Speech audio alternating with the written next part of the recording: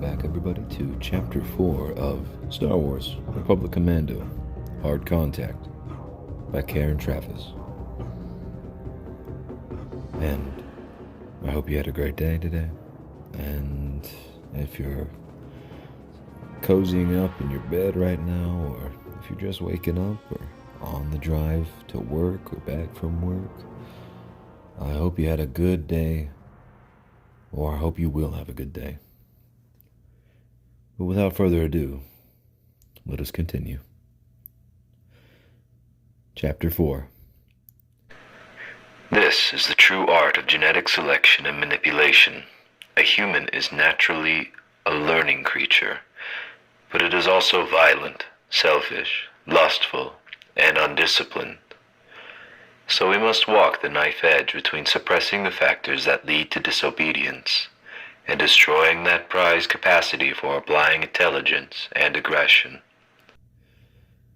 Hallie Kay, Senior Research Geneticist of Commando.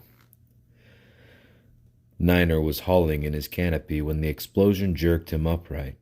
A column of white, roiling fire shot into the night sky above the tops of the trees. He knew it was hot and bright because of the helmet's visor filter kicked in to stop it from overwhelming his night vision. Even though he knew it was coming, his heart sank. Darman probably hadn't made it. He disobeyed his order. He hadn't jumped when he told him to.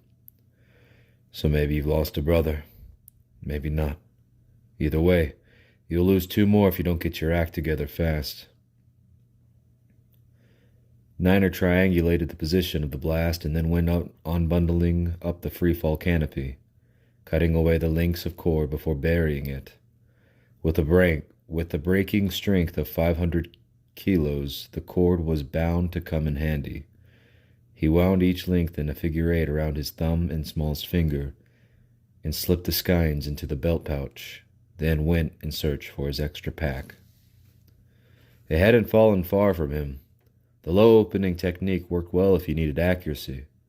Niner found the pack at the edge of the field, covered in small, dark-furred animals that seemed fascinated by it and were gnawing at the soft padding strip on the side. He flashed his spot lamp to scatter them, but they stared back up at the beam, burst into angry chatter, and turned onto him. It was unnerving, nothing more. Their little teeth snapped impotently on his armor. He stood still, assessing them, his databank scrolling in front of his eyes and telling him that they were Dans, and they weren't logged as a hostile alien species. All the non-human life Niner ever seen for real, other than Commando and various instructors, had been on Geonosis, and through a blaster sight. He was utterly dependent on the intelligence loaded into his database, that or finding things out for himself. All but one of the Dans gave up on him as inedible within a minute and disappeared into the waist-high crop. The remaining creature worried away at his left boot, a tribute to its tenacity, if not its intelligence. Those boots were spec'd to withstand every assault from hard vacuum to acid and molten metal. The little animal clearly believed in aiming high. Darman would have found it fascinating, he was sure. It was a pity to lose him. He had all the makings of a good comrade. "Come on," Niner said, nudging the animal with the butt of his blaster rifle. "I've got work to do. Shove off." The Dan, teeth locked around a clamp, looked up and met his eyes, or at least it seemed like it. It could only really have seen a faint blue light. Then it let go and trotted toward the field, pausing once to stare back at him before disappearing into a hole in the ground with the ease of a diver. Niner took out his datapad and calculated his position. There was no GPS he could lock on without the Nemodians detecting him. But he could at least use dead reckoning based on the sprayer's last position. Matching features in the landscape to his chart, it was old-fashioned soldiering. He liked it. He had to be able to do business when the tech wasn't there, even if it meant using nothing but a Trandoshan blade. If you stab someone in the heart, they can still run. I once saw a man run 100 meters like that, screaming as well. Go for the neck, like this. Sergeant Skirata had taught them a lot about knives. Put a little weight behind it, son. Still, tech had its place. A speeder bike would have been handy, although they hadn't thought they'd need them. The insert was supposed to be 5 clicks from the target. Never mind, he thought. It would make me look pretty conspicuous out here anyway. The gear would slow him on his way to the pre-agreed rendezvous point. But he'd get there. If Phi and Atten had landed safely, they'd be headed for the RV Alpha, too. He started tabbing, trying to make 10 clicks an hour, avoiding tracks and open ground. In the end, he had to drag the extra pack behind him on straps like a sled. Tactical advance into battle. Tabbing, as Skirata called it, meant walking at 6 to 10 clicks an hour with a 25-kilo pack. But that's for ordinary men, the instructor would say, as if non-clones were subhuman. You are clone commandos. You will do better because you are better. Niner was lugging nearly 3 times the load now. He didn't feel better at all right then. He decided to add a portable repulsor lift to his new list of gear to request upon return. Kilor's moon was in its new phase, and he was grateful for that. In his light gray armor, he would have stood out like a beacon. Hadn't the top brass thought of that either? He stifled the uncharacteristically critical opinion about his superiors, and decided there had to be something he didn't know they did. He had his orders. Even so, he diverted to a narrow river shown on the holo chart, and stopping long enough to smear mud over his armor and gear.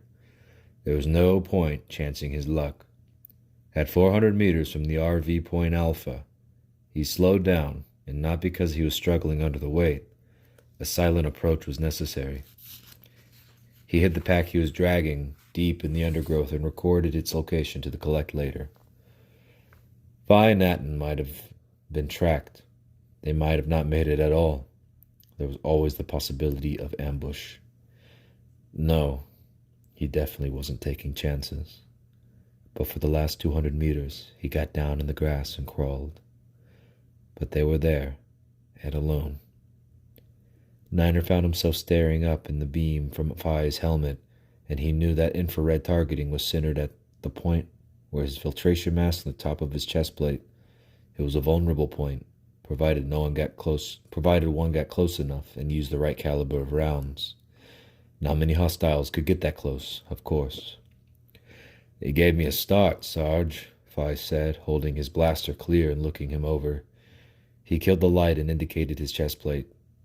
Great minds, eh? Phi's armor was no longer pristine either. Niner wasn't sure what he smeared over it, but it disrupted his outline well enough. The thought had obviously occurred to all of them. Atten was daubed with the same dark and matte as well. Shape, shine, shadow, silhouette, smell, sound, and movement, Niner said, repeating the rules of basic camouflage. If it hadn't been for Darman's absence, he would have found the situation funny. He tried. Shame they couldn't find something beginning with S to complete the set. I could, Atten said. Any contact from Darman? They were 40 kilometers from the point where Niner had landed. I saw the blast. He was last off. You saw him jump then? No. He was grabbing as much gear and ordnance as he could salvage. Niner felt he needed to explain. He showed me out the hatch first. I shouldn't have let that happen. But I didn't abandon him. Atten shrugged. So what have we got then? We've got a brother missing. I meant by way of resources. He had the most demolition ordnance. I know you meant that, and I don't want to hear it. If he could feel concern, even sorrow for Darman, then why couldn't Atten? But it was no time to start a fight. They had to stick together now. A 4-man mission with 3 men. Their chances of succeeding had plummeted already. We're a squad now. Get used to it. Fi interrupted. He seemed to have a knack for diffusing situations. All our gear's intact anyway. We can still put quite a dent in them if we have to. And what did they have to put a dent in exactly? They had high-altitude drone recce's of the target building, but no idea yet of if its walls were just plastered blocks or if they were lined with shock-absorbing alloy plates. They could be just the 30 or so guards seen walking the perimeter, or hundreds more holed up in the underground barracks. Without better intelligence, they had no way of knowing just how much gear was enough for the job. It was a case of adding P for plenty, just to be sure. Niner liked to be sure. How much time are we going to spend looking for him? Atten asked. They know they've got company now. It wasn't an exactly silent insert. SOPs, Niner said. Standard operating procedures, that was how things should be done. How commandos expect them to be done. We get to each RV point for the time agreed upon, and if he doesn't show, we'll go to the position of the blast and see what's left. Then we'll decide if we're going to consider him MIA or not. You'd want us to search it if you went missing, Fi said to Atten. He can't call in, not at this range. Too risky. I wouldn't expect you to compromise the mission for me, Atten said, distinctly acid. He's alone. For fear effect's sake, alone. Just shut it, will you? Niner said.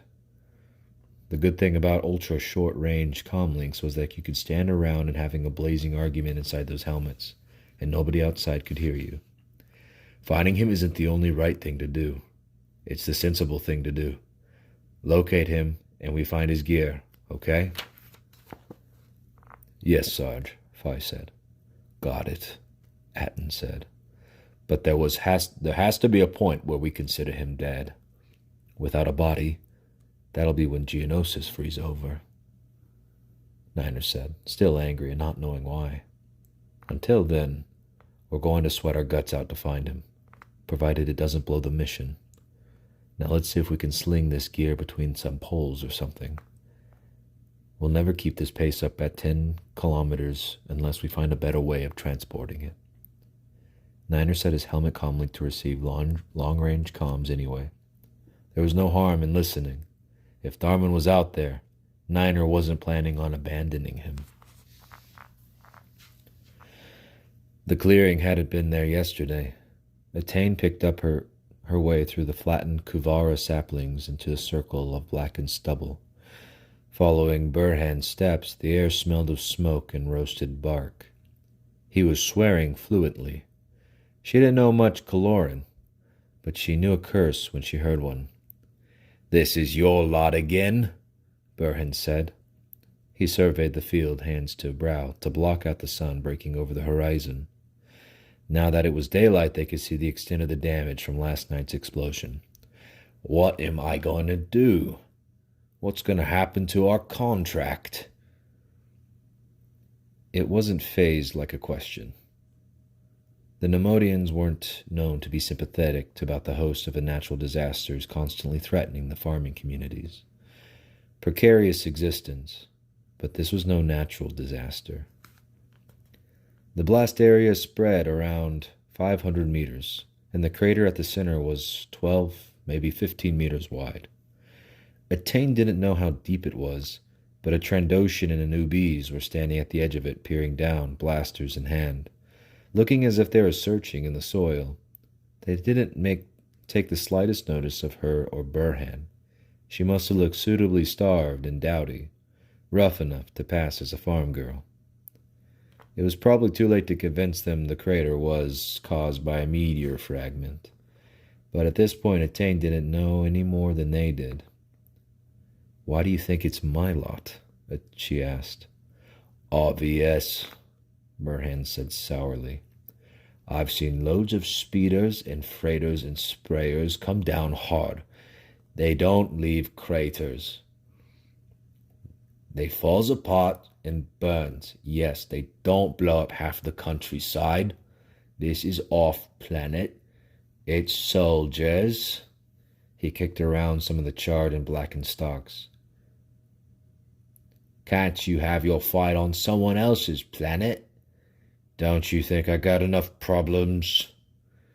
She wondered for a moment if he was considering turning her into Hokun's men for a few credits to make up for the loss of the precious bark. She was already an extra mouth to feed at the time when money he was counting on had just gone up in a fireball with much of his crop. It was time to find somewhere else to hide, and some other plan for getting that information off Kilora. Atane was still considering the scorched land when the UBs in Trandoshan jerked her upright and turned to jog away from the dirt track beside the field. The UBs had one hand pressed to the side of his helmet as if he was listening to something. A comlink, probably. Whatever that summons had been, it had been urgent enough to get them running. It was also confirmed that it wasn't just a Narsh sprayer making an all too frequent crash landing. Atane waited a moment later,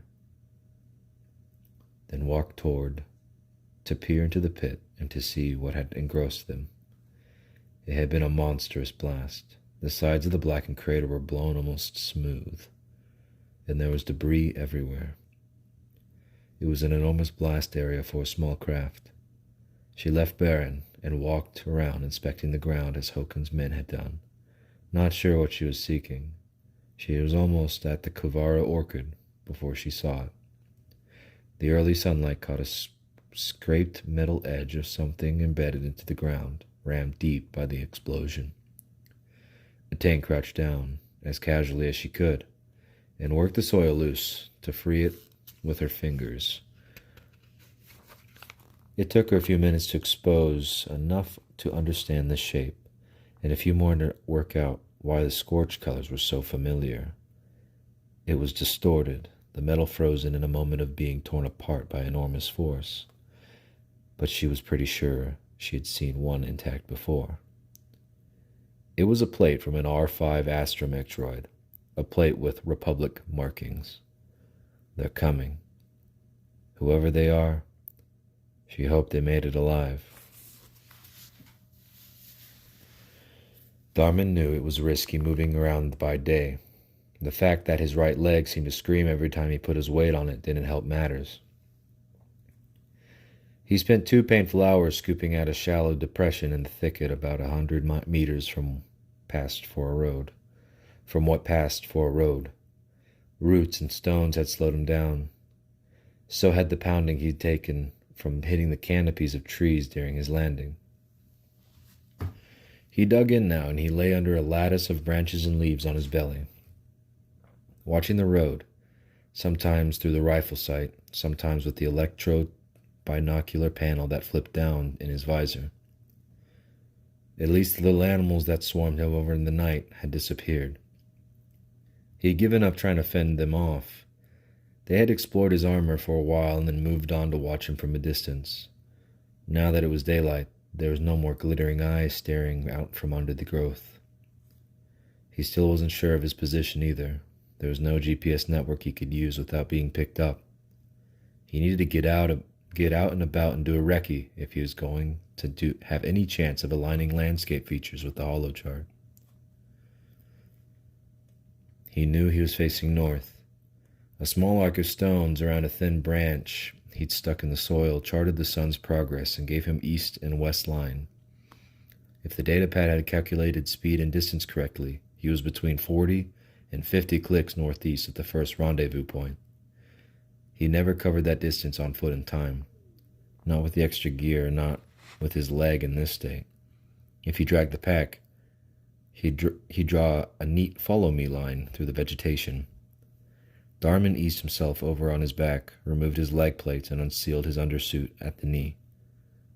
He felt as if he'd torn a muscle or tendon above the joint.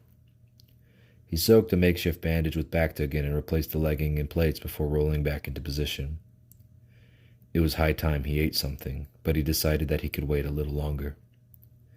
He checked the dirt road above the cross wires of the DC-17's electromag scope. the first time he had worn the helmet with the built-in display shimmering before his eyes. He had been overwhelmed and disoriented by the flurry of symbols in his field of vision.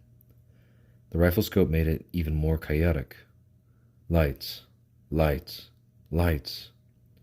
It was like looking through the windows of Tipoca City at night, with the lamps and reflective surfaces of the refractory behind you. So many competing images that you couldn't focus on what lay beyond the storm-proof glass. But in time, that time being short, desperate morning when the whole of Kilo and Delta squads first wore their HUD display while using live ordnance, he got used to it. Those who didn't get used to it fast didn't return from the exercise. He learned to see and yet not see. He was constantly aware of the status displays that told him when his weapons were charging, and if his suit was compromised, and what was happening around him. Now he was solely focused on looking down a clear tunnel framed by interlocking segments of soothing blue, with a highlighted area to show when he had an optimum firing solution for his target. The information on range, environment, and the score of other options was still there. He could take them in without consciously seeing them. He saw only his target. A faint rumbling sound made him stiffen. Voices were approaching from his right. Then they stopped. He waited. Eventually the voice started again, and two Weequays come into a field of view, too slowly for his liking. They were looking at the road's shoulders with unusual diligence. One stopped suddenly and peered at the ground, apparently excited, if his arm gestures were any indication. Then he looked up and started walking, almost directly towards Darman's position. He took out a blaster pistol. He can't possibly see me, Darman thought. I've done this by the book. No reflection, no movement, no smells, nothing. But the Weequay kept coming, right into the bushes. He stopped about 10 meters from Darman and was casting around as if he had followed something and lost the trail. And then he started moving forward again. Darman had almost stopped breathing. His helmet masked all sound, but it certainly didn't feel that way. The Weequay was so close now that Darman could smell his distinctive sweat and see the detailed tooling on his sidearm. The KYD TAC-21 with a Hadrium barrel, and that there was a vibroblade in his other hand. Right at the moment, Darman couldn't even swallow. It's okay to be scared. The Weequay stepped sideways, looking at his waist height as if browsing for discs on a library shelf. It's okay to be scared as long as you... The Weequay was right on him now, squatting over his position. Darman felt boots depress branches that were touching his back.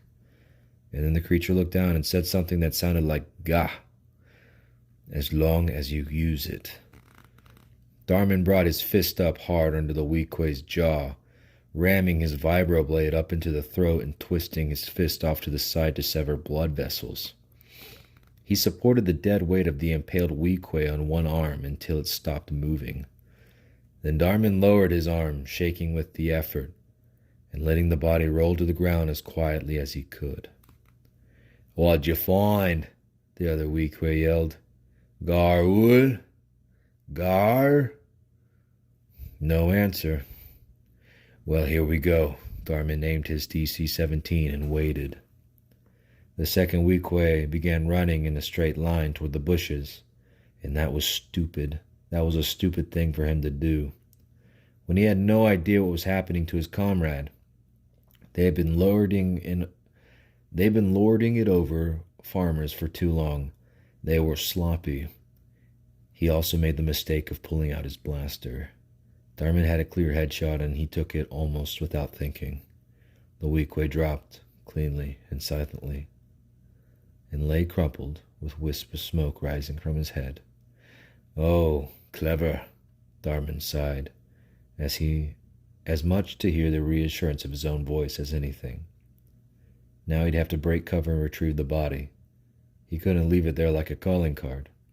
He waited a few minutes, listening, and then eased himself onto his injured leg to limp out to the open ground. He dragged the Weequay into the bushes, noting the smell of cooked meat. Now he could see what the first Weequay had been following. A broad path of tiny animal footprints. The curious Dans had given him away. He limped out again, checking carefully, and obliterated the drag marks with a branch. Waste not, want not. The Weequays wouldn't be needing the blasters or vibroblades now. Darman, pulse slowing to normal, searching the bodies for anything else of use, pocketing data cards and valuables. He didn't feel like he was a thief. He had no personal possessions that weren't the Grand Army's property, and he felt no need to acquire any. But there was a chance the cards contained information that would help him achieve his objective, and the beads and coins would come in handy if they needed to buy or bribe something or someone. He found a suitable spot to hide the bodies. He didn't have time to bury them, but was suddenly aware of movement in the undergrowth, animal movement, and gradually small heads appeared, sniffing the air. "You again, huh?" Darman said, although the Dans couldn't possibly hear him beyond the helmet. "Way past your bedtime." They edged forward and swarmed across the Weequay with the shattered head, taking many tiny bites as they settled on him in a dark furred blanket of snapping motion. Darman wouldn't have worried about burying anyone. The faintest of liquid sounds made him look around at the other Weequay. Darman had his rifle aimed at him instantly. The Weequay wasn't dead, not quite. For some reason, that upset Darman more than he could have ever imagined. He killed plenty of times on Geonosis, smashing droids with grenade launchers and cannons at a distance, hyped up on fear and the instinct to live, survive, to fight. But this was different. It wasn't distant, and the debris of the kill wasn't metal. The Weequay's blood had dried in a stream down his glove and right forearm plate, and he hadn't managed a clean kill. It was wrong. They had drilled him to kill and kill and kill, but no one had taught him. No one had thought to teach him what he was supposed to feel afterward. He did feel something, and he wasn't sure what it was. He'd think about it later. Aiming his rifle, he corrected his mistake before the small army of carnivores could move on to their next meal. And that is the end of Chapter 4. See you.